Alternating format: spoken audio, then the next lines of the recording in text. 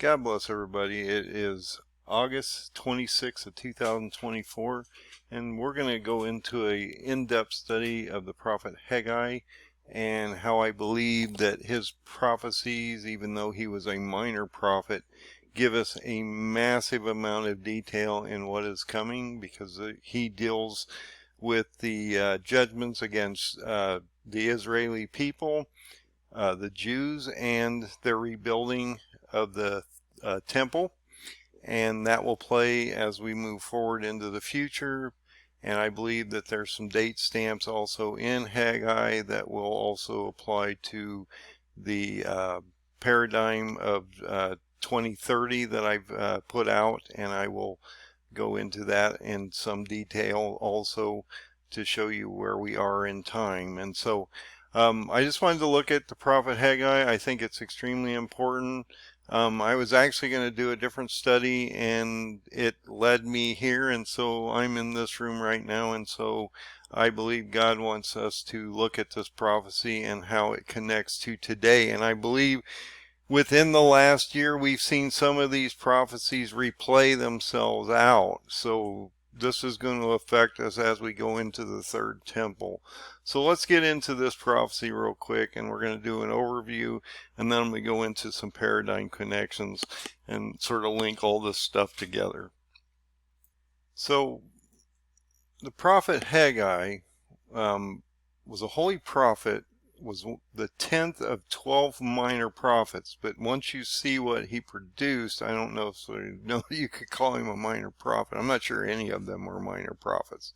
I think once you link all of the prophets together and you realize just how powerful their statements were and how they worked in tandem with all the other prophets like Ezekiel, Jeremiah, Isaiah, and all these other really what they call the major prophets, I think you'll realize that, you know, they had their positions, and they may consider them minor prophets, but in my opinion they were all major prophets, because they gave us a lot of insight into where we are today. So this prophet Haggai is the 10th of 12 minor prophets. He was from the tribe of Levi, and he prophesied during the time of the Persian Empire. Right now we're dealing with Iran, so this is going to link right into what's going on today. And that he was under this Darius, which is going to play a major role in what I've been talking about, and how the Kurdish or the Medes are going to play a major role into what is going on, because Darius at the time, if you think about it, if you go to Nebuchadnezzar's statue, the Medo-Persians were the shoulders of silver in Nebuchadnezzar's dream in chapter 2. And you're going to see this because he comes right after the Babylonian Empire, which was the third kingdom in the dream in Daniel 2, when Nebuchadnezzar has the dream about the statue.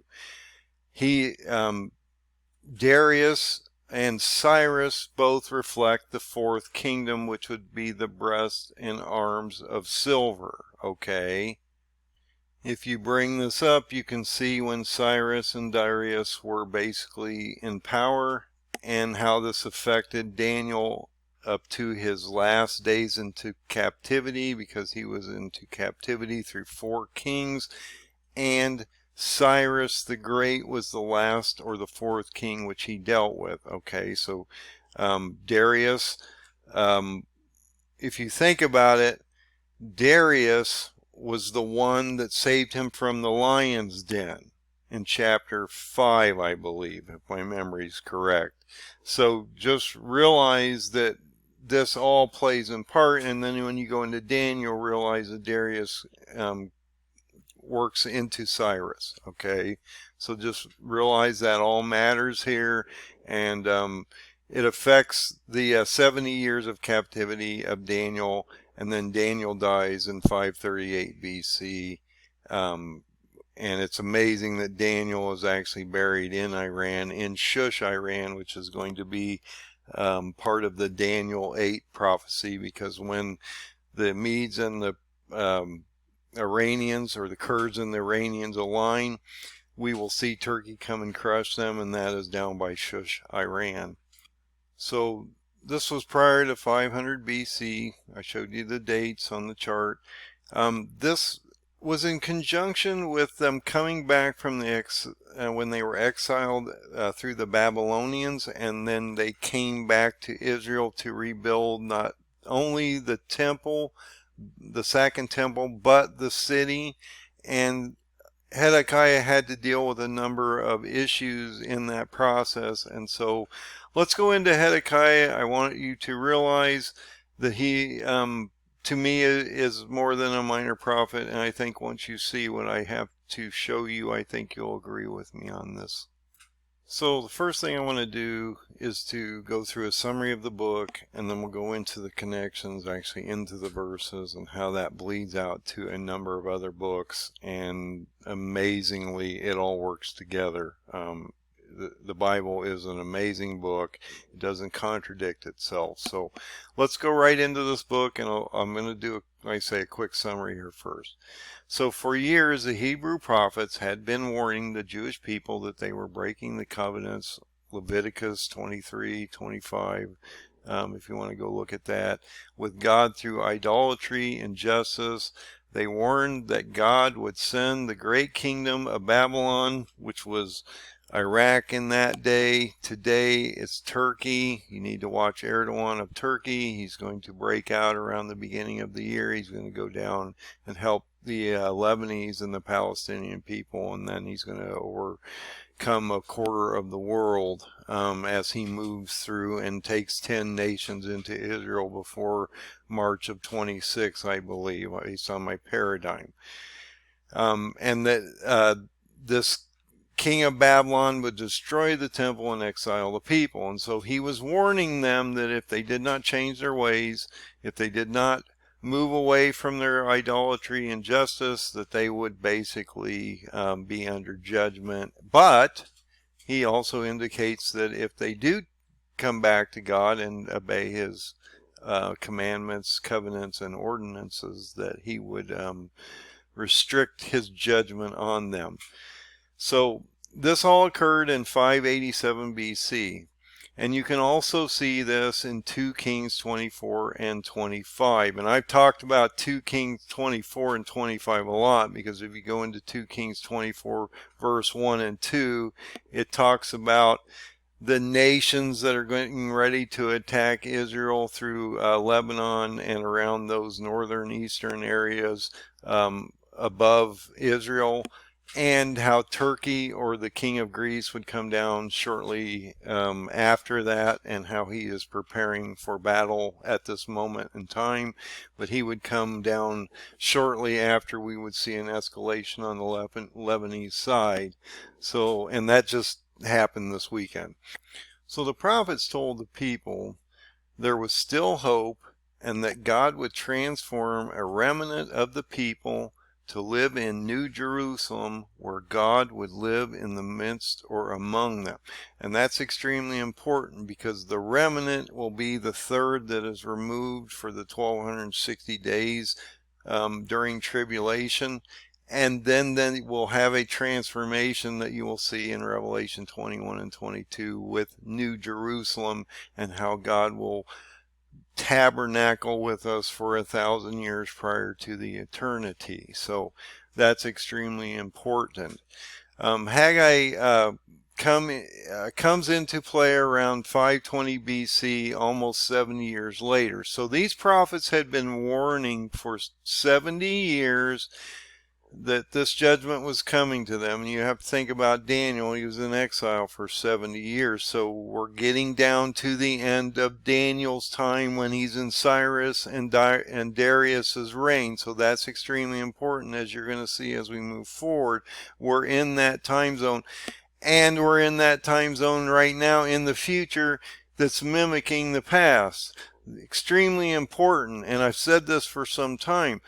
That paradigm is a past to future prophecy that almost mirrors or mimics the Bible exactly.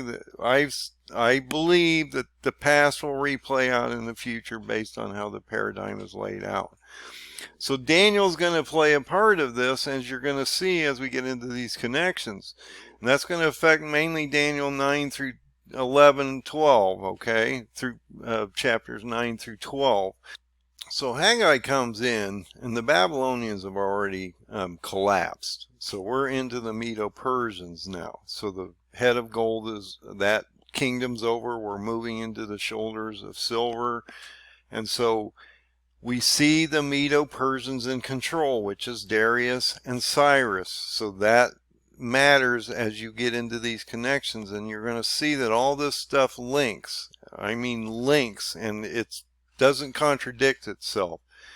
Today we see Iran in control in the Middle East through their proxies like Hamas, Hezbollah, Houthis, and others. You can also see that in the imagery of Daniel 8, because it talks about how the two-horned ram will strike out in the Middle East, to the north, to the west, to the south, and basically encompass those areas with control. And then Turkey would come down shortly after that and smash them once the Iranians align with the Kurds. And that is extremely important and going to also play in this study, because the Kurdish elections are coming up in October. So we're going to talk about that a little bit. So the Jews were allowed to return to their land of Israel after they were exiled through the Babylonians. And Joshua and Zerubbabel, I'm probably killing that name, lead them back to Israel to rebuild the city and their lives. And you can also see this in more detail in Ezra 1 through 6. The Jewish people believe their future is going to be bright, okay? But Haggai warns them that their future may not be so bright if they do not change their ways, repent, come back to the covenants, and quit adultery and idolatry and all these things that they're doing. And so he's going to warn them and accuses the people of misplaced priorities for over 4 months. Okay, so this process takes approximately 4 months, and you're going to actually see that in the paradigm as we move forward. There's a 4-month gap in the time stamps that he gives us, which is really interesting how that all works. So he's warning them for multiple months. They're in the process of trying to not only rebuild the city, they're trying to rebuild the temple, and they're trying to put their lives back together, but their priorities are not on God's temple, they're on their own lives. And so Haggai's trying to pull them back to obedience, which is not working out very well in the first portions of this. So the people are spending all their time and resources rebuilding their city, lives, homes, but they are neglecting God's house, which they had destroyed 70 years ago when they were exiled. So the city's been in ruins for 70 years. Also, when the Babylonians took over the city and they destroyed it and the temple, they exiled Daniel to Babylon, and then after times the Persians took over, and then he ended up in Iran and ended up in that fourth kingdom at the 70-year mark in the care of Cyrus and the Iranians. So Daniel, and he was buried in Iran, in actually Shush, like I said. So this is extremely important that we understand the context of when these all things were playing out and who was actually on the ground being affected. And Daniel and a lot of these prophets like Jeremiah and different prophets were being affected at this very moment in time. So Haggai asked the people if their own allegiance is more important than their allegiance to God. So this is his question. Look, are you more concerned about your needs, your fulfillment, your lives than your creator's? Okay? Without him, you wouldn't be here. So you need to respect and have obedience to him. And are you showing that properly to him by doing these things, by neglecting his temple, God's house, to fulfill your needs? Because Haggai was trying to explain to them, look, if you fulfill God's ordinances, covenants, and you stop all this bad behavior, God will actually bless you and give you a better life. And you're going to see that they were in a rut because Haggai equates this to rebellion of the covenant of God himself almost to their ancestors, like when Moses walked them through the desert and into the promised land. He had all kinds of problems with the people, coming down with the 10 tablets and all the problems that he spent 40 years in the desert trying to hold their faith. And so this is extremely important. So Haggai's trying to give them that example. Look, you don't want to be like the people of Moses. You need to repent and come back and let God bless you in that process, okay? But he says, look, because you haven't and you're doing what you're doing, you're still unproductive and you've been stuck in famine and drought, and you're not going to get out of this until you change your ways. And you can also see more detail in Deuteronomy 28, verse 22 through 40. So the people, they have short-term memory, so they got motivated for a while, and they started to rebuild the temple. You can see that rebuilding of the temple in Ezra 5, verse 1 and 2. 1 month later, after he scolds them and says, look, you need to change your ways, he come back and he checks on them and wants to address some of the issues with the people and what they're doing.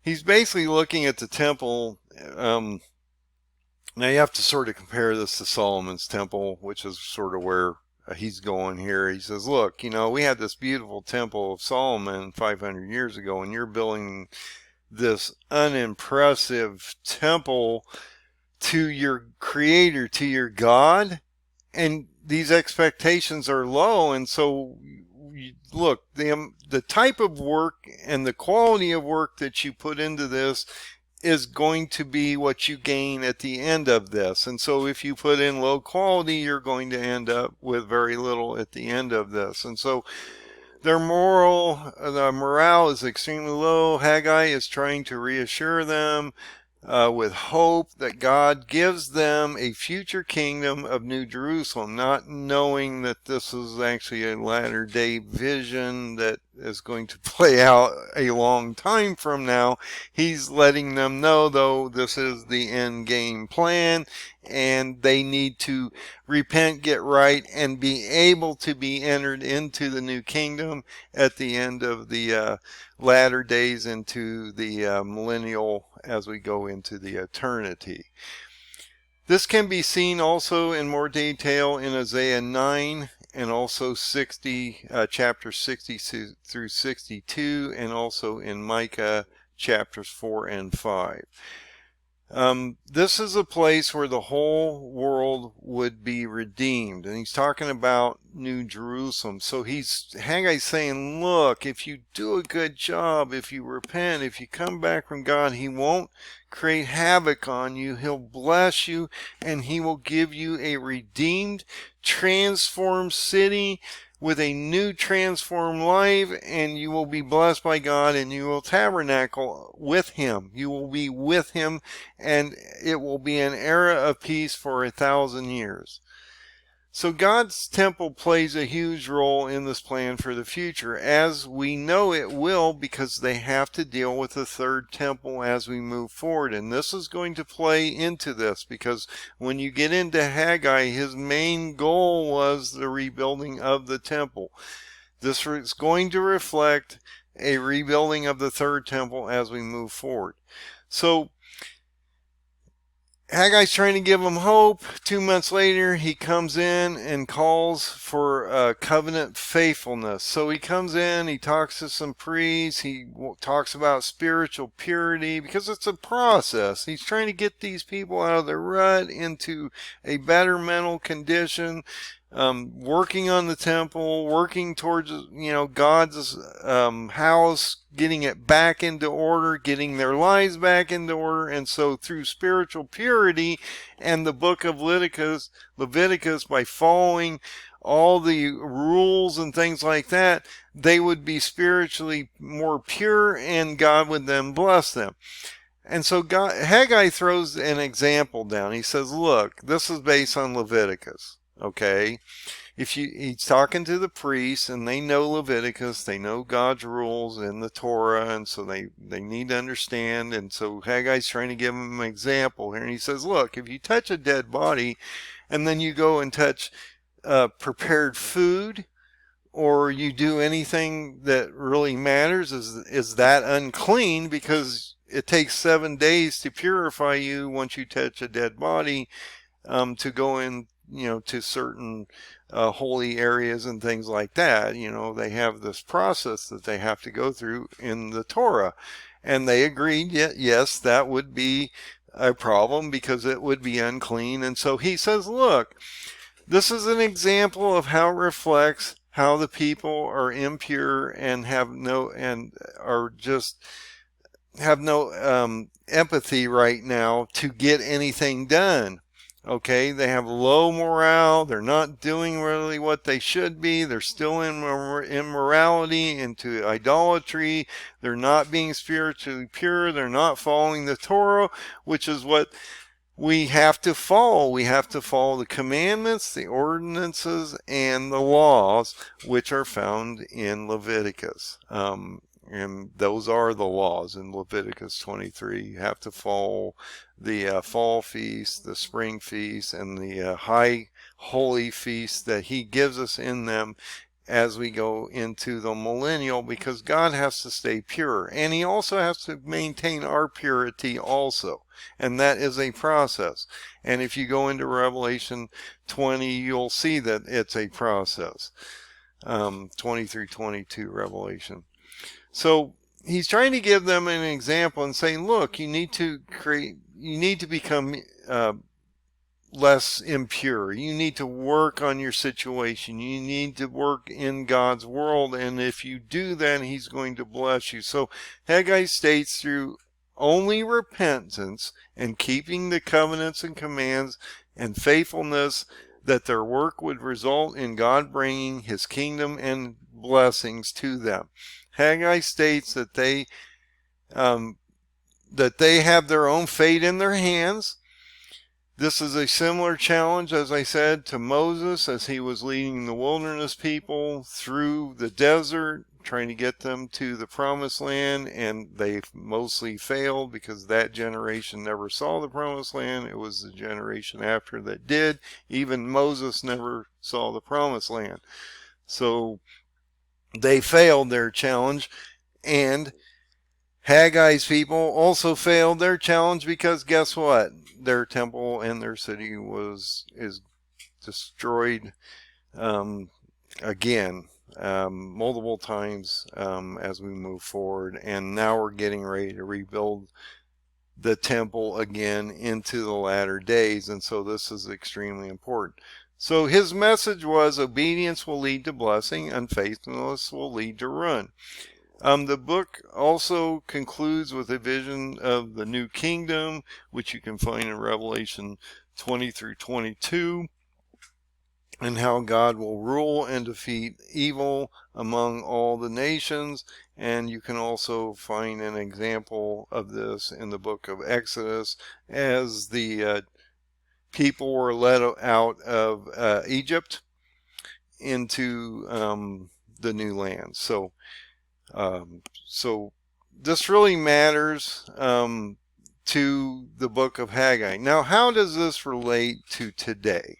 And how do these connections affect us and have been affecting us in the last year as we move forward to the Feast of Trumpets of 29? Extremely important that we see these connections, and I'm hoping I can bring those connections to you tonight. So we're not going to go through the book of Haggai again. I did a summary of it. So I'm just going to show you the connections and how I believe they're going to affect us, and have been affecting us in the last year, especially during the attack of 9/11 or Hamas on October 7th. So let's go into these. I'll show you. I'll try to explain and dissect this stuff down so it's easy to understand. Okay. So the first thing I want you to realize is Haggai gives us these date stamps. There's like 4 of them in here, okay, which I believe are extremely important. It also connects you to many other prophets and into other books, and so we're going to go over some of these connections. So he talks about the 2nd year of Darius the king, or the king of the Medes or the Kurds, okay? If you know and have been following this channel, you realize that there was supposed to be an election beginning of spring. So I've been talking about the Medes or the Kurds and how they're going to affect this end game in Daniel 8 for almost a decade or more, easily a decade or more. And we were supposed to have an election that was canceled on June 10th that's going to be held on June 20th, okay? This is extremely important to the paradigm because now you have a new king of the Medes or the Kurds, and that plays into Darius and his time that that the prophets give us in these date stamps, okay? Extremely important.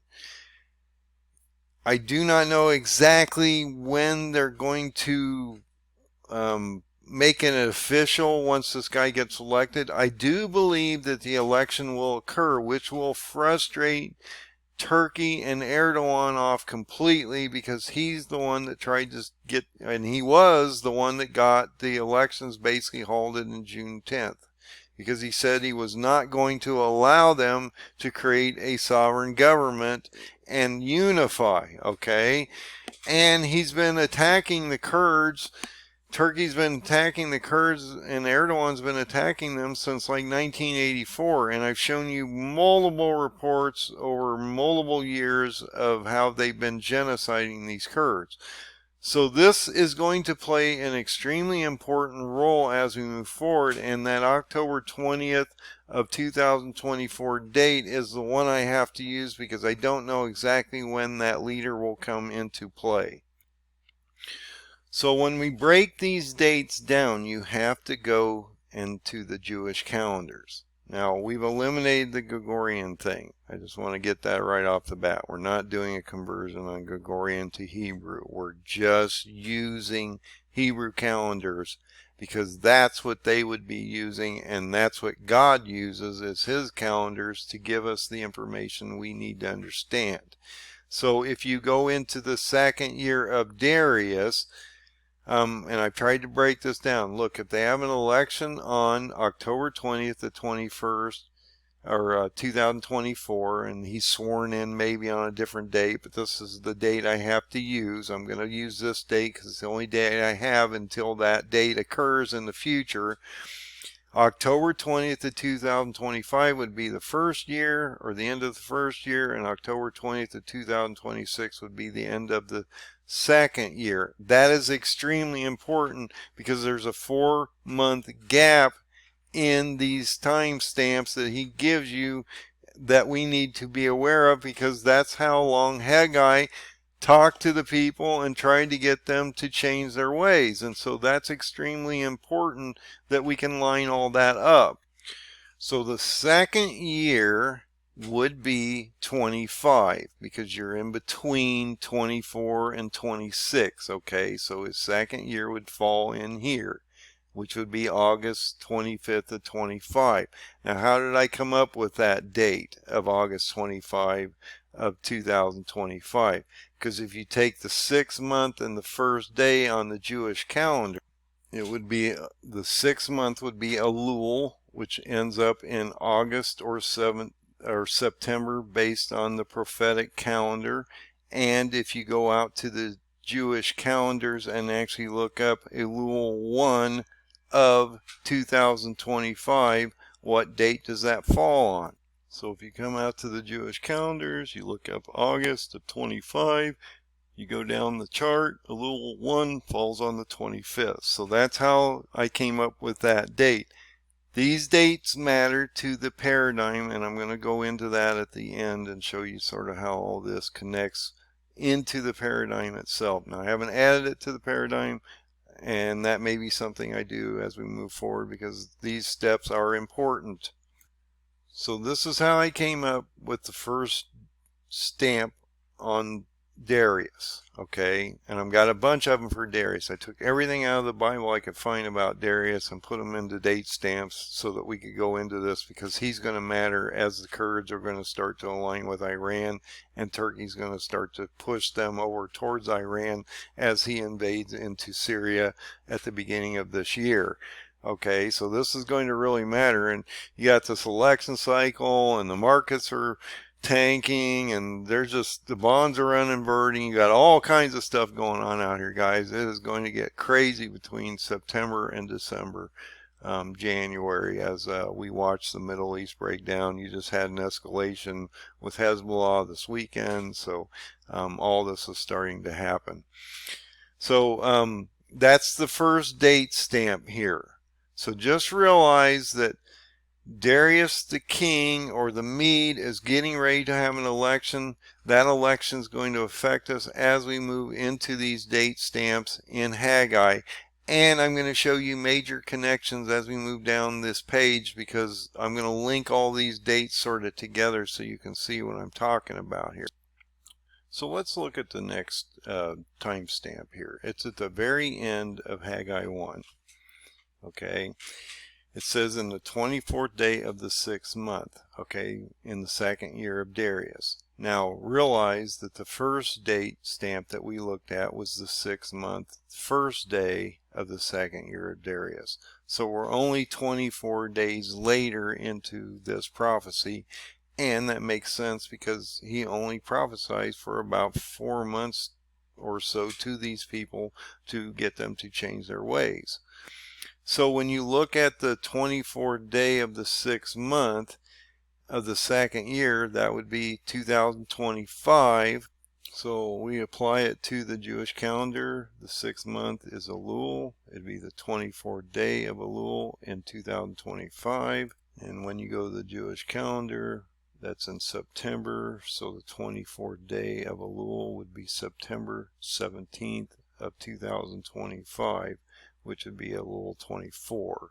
Okay, so that's how we come up with the dates and how it mattered, and how I knew the date of the Hamas attack of October 7th of 2023, as I'm going to show you.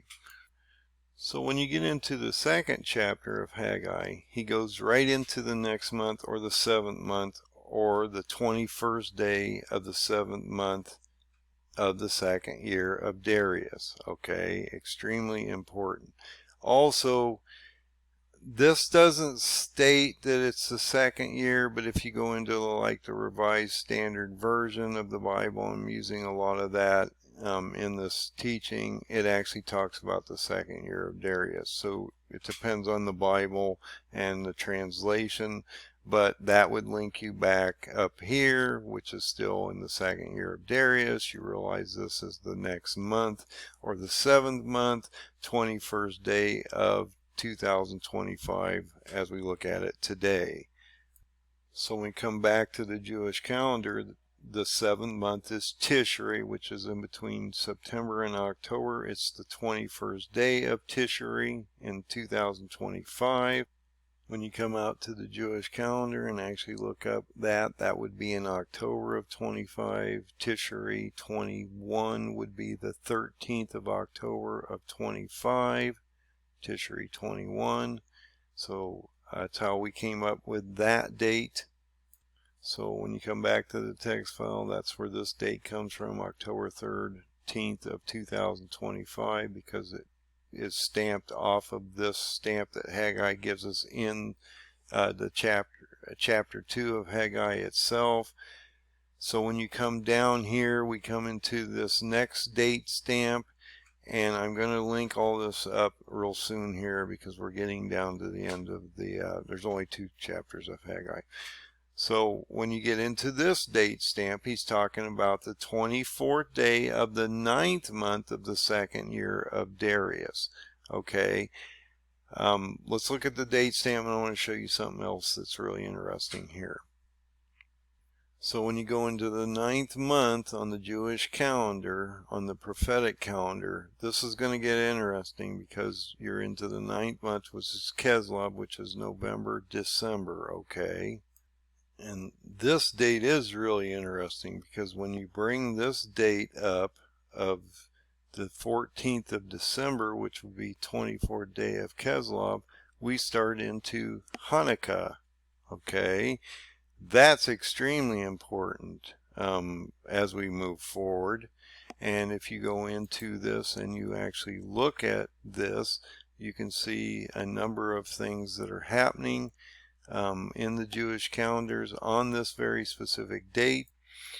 Hanukkah is also the Feast of Tabernacles, and that is tabernacling with God, and that's what Haggai was talking about, was we would get to the new Jerusalem and tabernacle with God for 1,000 years. So that's a really cool connection.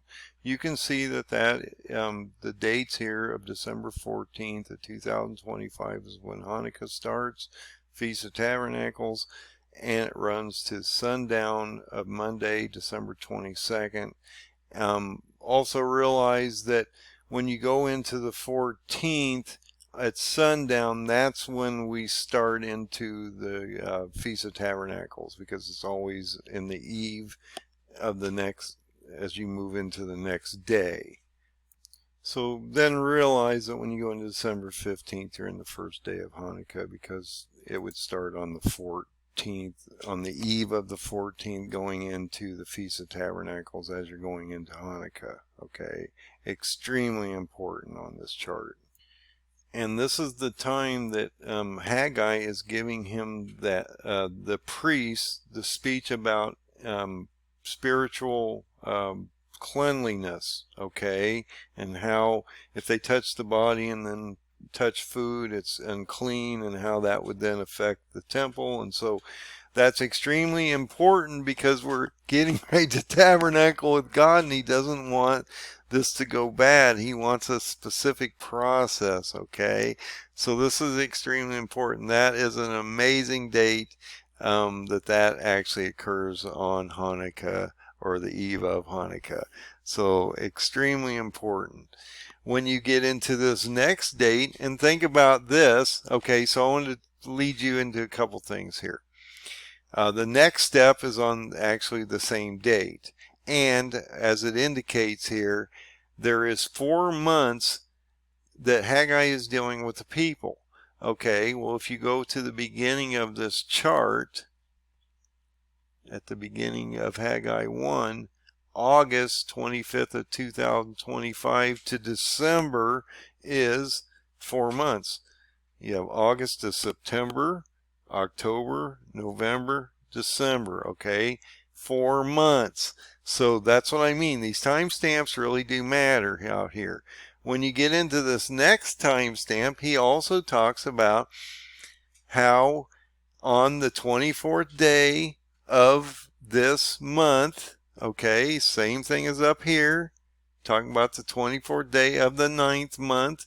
You're in the 4th month. He's at the end of his prophecy. He's dealing with these people, and he's basically saying that they're going to go under judgment because they didn't do a very good job, and it's not probably going to turn out very well. So then we start getting actually into connections, because when you go into this December 14th of 2025 and you go out to my paradigm, you have a 6th seal event on my paradigm in March of 26. So he's trying to get you all cleansed and ready to go and to get your house rebuilt before he places judgment upon you.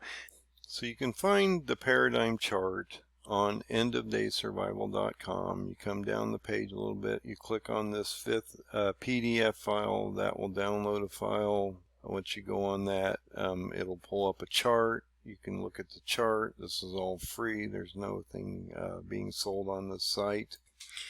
It's going to bring up this chart. Now we're in this area here as we move into the signing of this treaty on March 30th of 2026. So I just wanted you to realize where we are in the chart, so when I bring it up you can actually sort of zoom down into that area.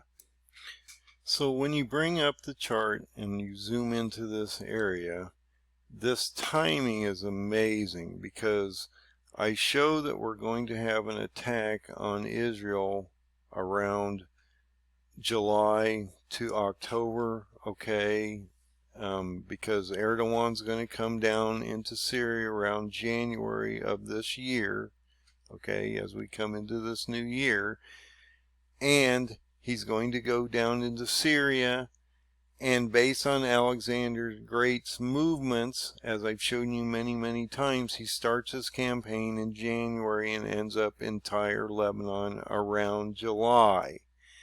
Well, if you go into Haggai, he's talking about August, okay, through December of 25.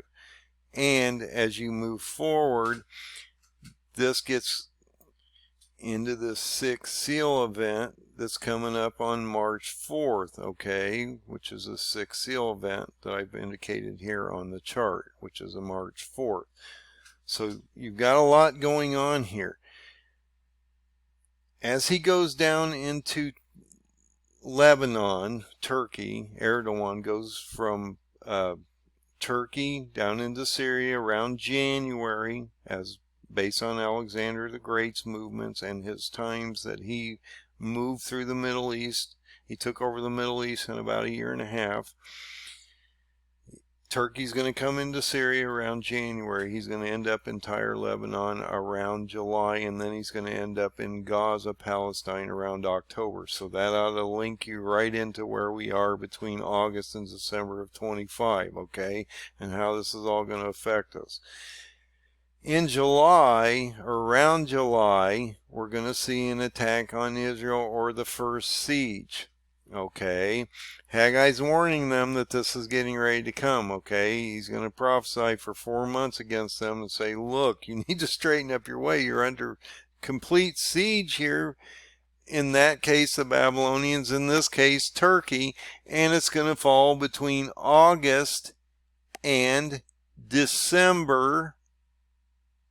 As you go into the Feasts of Trumpets here of September 23rd and 24th of 25, we also have an now in this gap between August and December, as we move into March, we have some really interesting events going on in the skies, and he told us to watch for these things. So on September 7th and 8th of 25, we have a complete blood moon. Okay, remember Haggai starts prophesying in August. We're into September now. On September 21st of 2025, we have a solar eclipse, which is partial. Okay, and I've sort of, this also is potentially an Amos 8 verse 9 through 10, where we see a darkening of the earth and a sign prior to this Wrath of the Lamb event of March 4th, that he's warning the nations that judgment is getting ready to come upon us. And so this Amos 8 is right in the middle of this, and I think that's going to affect us tremendously as we walk into the Feast of Trumpets, okay? And you walk into that last date of December, I believe 14th of 25, which falls on the Feast of Tabernacles. Okay, extremely important there. Then when you get into February 17th of 26, you have a solar annular eclipse that feeds into Ramadan. Okay, you can't write this stuff, guys. And I believe that that will give Erdogan 15 days of power to attack Israel and to decimate it on a sixth seal event on March 4th. And look at how this works out. On February 17th to 26th, on the very first day of Ramadan, you have that solar eclipse, which is annular, but then on March 2nd and 3rd, you have a complete blood moon right prior to the sixth seal event. You also have on March 2nd, the Fast of Esther, and on March 3rd, you have Purim, which is a pretty important date on the Jewish calendar. And on March 4th, we have that sixth seal event. And I believe that you can also look at Revelation 6, verse 12 through 17, and Ezekiel chapter 38, verse 17 through 23. That would lead you into sixth seal event and a rising of Antichrist around the sixth trumpet here, and a signing of the treaty into March 30th of 2026, which happens on 12 Nisan. So that's what I'm talking about here. You right before all this, you start to see a massive judgment, and he's warning them that this is coming, and he's warning us that this is coming because he placed the timestamps in the book for a reason. And now I'm warning you that this is coming at the end of this year. As we move into next year, Erdogan's going to encompass the whole Middle East and then come back against Israel by the March of 26 when we see this sixth seal event.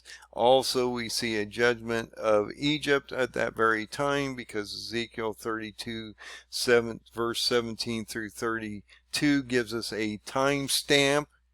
Okay. Timestamp on this date of the sixth seal. Okay, that's what I mean. He's placing judgment down on all these nations that are affecting Israel around the area of the 10 nations that are going to attack it. That's the footprint. Okay, if you look at it, you got Iran, Iraq, Turkey, Jordan, Israel. You're going to end up down in Africa too. But, you know, I mean, that's mostly the footprint right there. So that's extremely important. Now, also on my chart, and I'm not going to go back to it, I believe that we will see a rebuilding of the third temple after December 15th of 2026. You can refer to the paradigm chart there. We will see it destroyed. Possibly the third temple will be destroyed on the 9th of Av, which would be July 21st of 29. The reason I say that is because both other temples have been destroyed on the 9th of Av, and so I think it will mirror a similar event on the 9th of Av as we move into the third temple. And this will be after the abomination of desolation. So now I'm going to get into other verses that matter to Darius and how they affect the potential paradigm of 2030 chart. So when you get into Daniel 5:31, and I'm using the Revised Standard Versions because I believe they give a better breakdown of the date structures. And I use the Bible a lot more, and that's the Bible I've been using since I was a child. So I'm more into this than the King James. I try to break it out so that most people aren't using the Revised Standard Version of the Bible.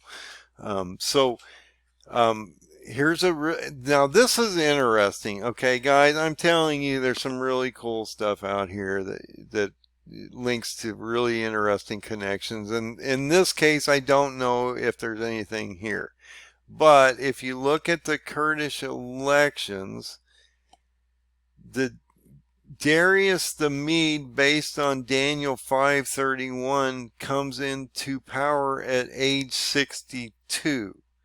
If you go and look at the Kurdish candidates that will be, I believe he's one of the candidates that possibly will be elected on October 20th.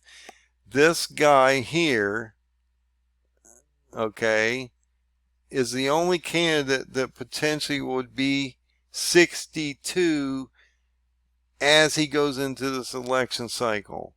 Everybody else falls completely away from this date, but he is 62 years old.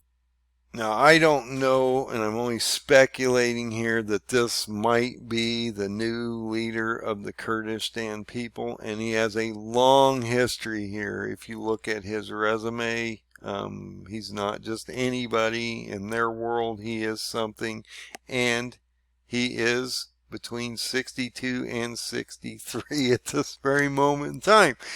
There is multiple candidates, so I don't know if this guy is the guy, but it's possible he might be the one we should be looking at as the new Kurdish leader. I'm just speculating on that due to the age that it gives us here and the age that Daniel gives us in chapter 5.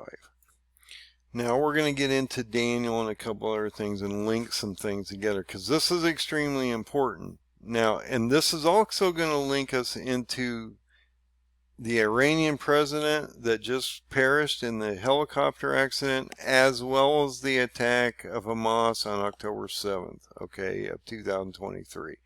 And that's all going to lead up into Daniel 9 through Daniel 12 here, mainly Daniel 11. So Daniel 10 and 11. So when you go into Daniel 9:1, it talks about the first year of Darius. Okay, that's 24 to 25, and how he would become the king of the Chaldeans. Okay, and I'm probably saying that terribly wrong. When you go into the area map of them, you can see that this affects not only Shush, Iran, which is what you talk about Daniel 8 in the province of Elam. The Kurds are going to collapse down to Shush, join Iran. Turkey's going to come over and smash them, okay? But look at the footprint here of these people. So the Kurdish guy that's going to lead this area is going to basically control the Kurdish regions in these areas, and they're going to collapse down into Iran, and they're going to both be decimated by Turkey through the Daniel 8 prophecy, okay, that you're going to see play out. But this will happen in the first year of Darius. Now, it doesn't give us any more date stamps other than if you take this election in 24 of October 20th and you move it forward, that would take you into 25. So this would be the first year of Darius the king, okay? So I want you to be realizing that. And I gave you a little description here of the area that I just showed you in the map. When you go to Daniel 10, now this is extremely important. Daniel 10 is the prophecy about the attack of Hamas and how we have a time stamp that gives you the actual date that it occurs on, okay? And I'll try to go through this and explain this. Plus, it leads you into something extremely important that just happened a few months ago in May 19th of 2024, when this third president of Daniel 11, which I'm going to take you into next, it talks about these 4 Iranian presidents and how the 4th one would be stronger and then go against Israel, and then Turkey would come in and crush them in this 4th leader. The 3rd president and his time in office links exactly to where we are now, because if you look at the 3rd year of the king of Persia and you look at the dates that this guy is in office, which is from August 3rd of 2021 to May 19th of 2024, we were in his 3rd year when he perished, okay? And if you look at Daniel 10, as I've explained to you, Daniel has a vision and he sees a terrible event happening. He's sickened for 3 weeks. He has a vision on Tishri 24. If you go into the vision, Michael's been attacking Iran and its proxies for 21 days. If you go into the Feast of Trumpets, that actually ended up on October 16th, or September 16th, excuse me, which led you to an attack on Israel 21 days later on October 7th. So I had done these videos a couple months prior to the attack of Hamas. I tried to explain that we were going to see an event happen around October 9th. I wasn't quite sure because I was still trying to do the conversions of Gregorian to Hebrew calendar dates, which I don't do anymore. And if I'd have known what I know now, I would have picked the date exactly. When you get into Daniel 10, it talks about how he's been sickened, okay, for 21 days, okay? And he has a vision on Tishri 24. Okay, now I'm not going to go into this too deep because I've done a video on this. And you can go out and watch Daniel 10. Actually, that's the critical update I just did in my last video that showed you about these three kings that we're talking about. Actually, the four kings of Iran, and how this third king was affecting us at this very moment in time, and how then he perished shortly after that in May of 2024, okay? But Daniel has a vision on Tishri 1, okay? Or Tishri 24. Daniel's been fighting Iran for 21 days. So I looked at the calendars, and if you look at September 16th of 2023, that is the Feast of Trumpets, okay? So what I was saying is, if you look at this, Israel was starting to be affected by the Iranian proxies on September 16th of 23. You have the Feast of Trumpets on the very first day of September 16th.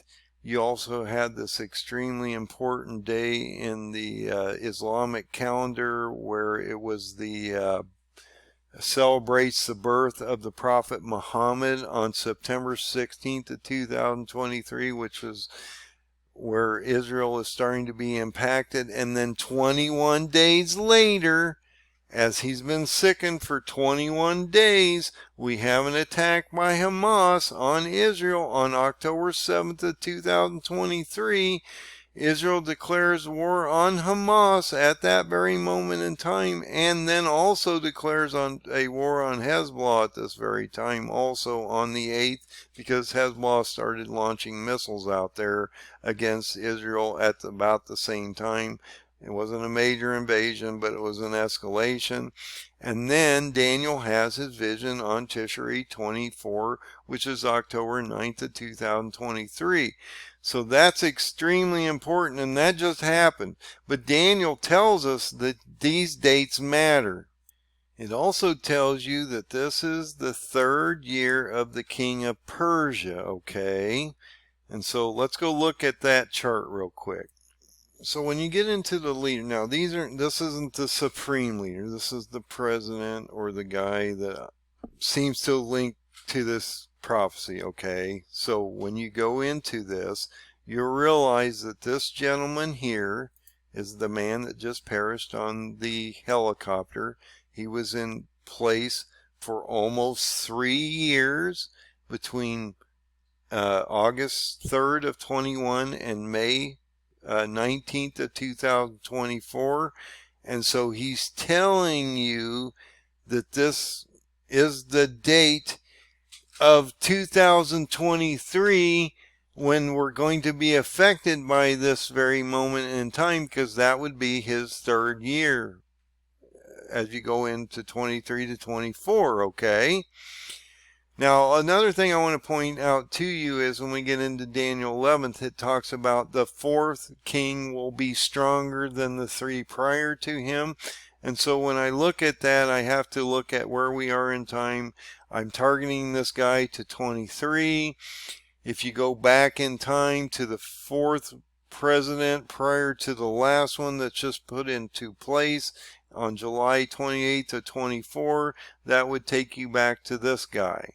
Okay, so we're trying to line this stuff up, and now we've had a Guy come in for 70 days to take this guy's place for a short period of time, and then they had election on July 28th of 2024, and now this would be the new king of Iran, and he has just come into office within the last month.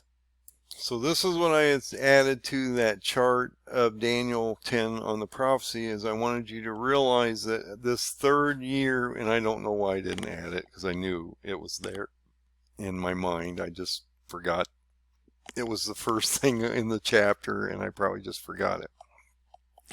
So on the third year of the king of Persia, that would be this guy here. This reflects the time that we're at. This affects the attack of Hamas on Israel on October 7th of 2023, and then on May 19th of 2024, after he attacks Israel, he is decimated by God, and his helicopter goes down, and he perishes with a number of other of his high officials. So extremely important. Also, if you look at Daniel 11:1, it talks about the first year of Darius the Mede and how he's going to strengthen and confirm him. Okay, so he's going to confirm him by getting an election. This is huge because this actually would then start to actually form a Kurdish nation under one flag, under one leader, which is what they're trying to do because they've been split and fractured for a long period of time. Okay, so this is extremely important. And so when you go to October 20th of 2025, when he's elected into October 20th of 2024, this would be the first year of Darius the Mede and how that would affect us on the paradigm chart. When you go into Zechariah 1:1, it talks about the 8th month of the second year of Darius, and we can go through the charts. The 8th month of the second year would be October, November of 2025 based on the Jewish calendar. Now we don't have a day stamp, so we don't know exactly what day he's talking about, but we do know it's the 8th month, which is Heshvan, which is in October and November of 2023. This also is a prophecy right before the sixth seal event that he's urging Haggai, or Zedekiah in this case. Wow, imagine that. Multiple prophets are warning the nation of Israel that they need to repent urgently or they're going to be under judgment.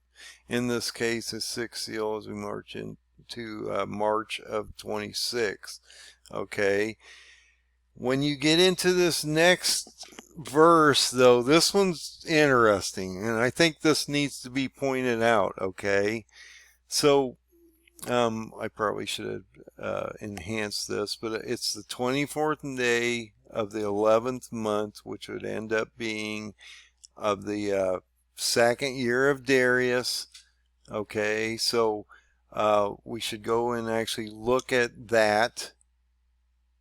I also came back and highlighted this so you can actually see it. So let's look at now this one's going to get interesting because we're going into a gap between 2 years, okay? So I want to sort of show you how this works. It gives you the month here of Shabbat, okay? So we know the month. And it's the 11th month, which is Shabbat, on the 24th day. So when you go into the calendar, you can see it's Shabbat, which is January and February. It's the 11th month. So when you go on the Jewish calendar, look at February of 2025. The 24th day of Shabbat would be February 22nd.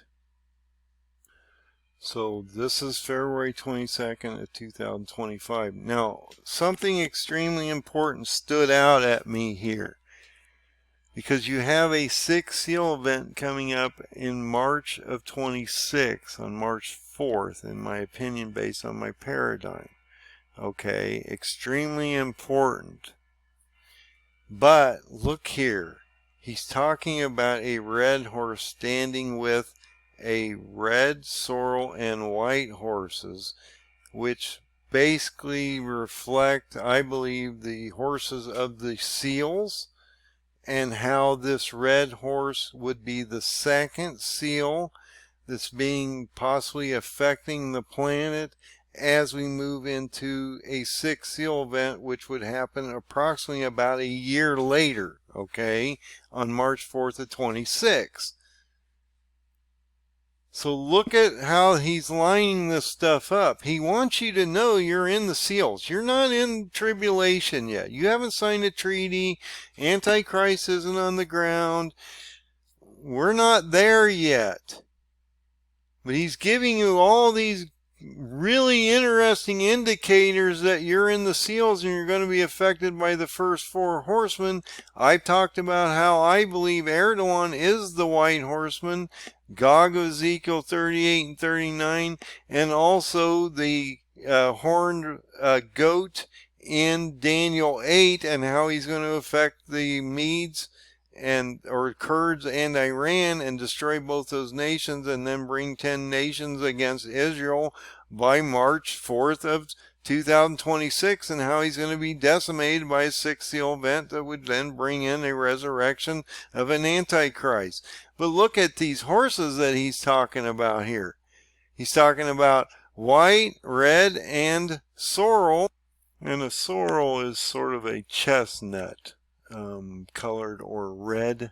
So he's talking about the white and the red horse, which are the first two horses that are standing in the myrtle trees, and how this red horse, man riding on a red horse, second seal event, which is going to lead you into a sixth seal event by March 4th of 2026, because this date stamp is on February 22nd of 2025. So Haggai has a lot of information for us here, guys, and it leads to all kinds of other prophecies, especially into Daniel, which is affecting us tremendously as we move forward here. And I talked about how Daniel and all these prophets literally explain to us what's coming, and I've shown you these paradigm stamps, and that they matter to us as we move forward into the future. So I just wanted to bring this study to you. I'm sorry it took so long to put all this information out. I try to keep my videos as short as possible, but they are usually packed with a lot of information, and I'm trying to give you all the connections so that you can understand where I found these dates and how these connections all matter to you as we move forward in the next 5 years. Now I'm going to give you the date stamp now of the time between now and the Feast of Trumpets of 2029, and we're into Tuesday now, because right now it's at 12:05 a.m. Central Time, and so we're into Tuesday, August 27th of 2024.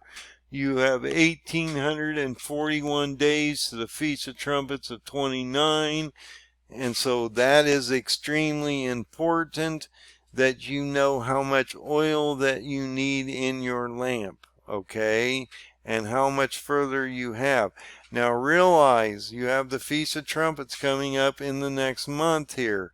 I can't give you the exact date count off the top of my head, but we're getting ready to go into the Feast of Trumpets of 24.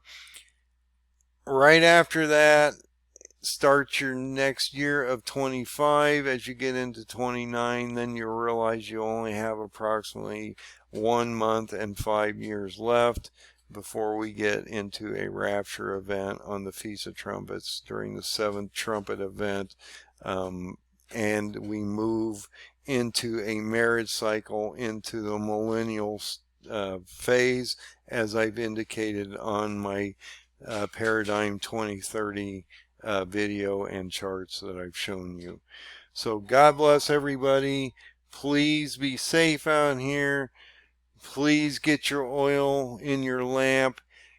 Things are getting ready to break, and you are not going to recognize this world that you live in 6 months, because things are radically getting ready to change on you. So find the open door, talk to people and let them know what's coming. They may not believe you, but if you plant the seed, later they may realize what's happening to them and change their ways and start to repent and come back to God and realize that they haven't done a very good job of preparation. And they need to put more oil in their lamp, and maybe at that point they'll come to you and ask you for help because you get it. So God bless everybody. Find that open door, repent, get right with Jesus, get that closet open, throw everything at him, and get that baggage out of your room so that you can do the Great Commission and the work that God expects you to do on this planet, and that is to save other people's souls as we move into the end. So God bless. Have a great night.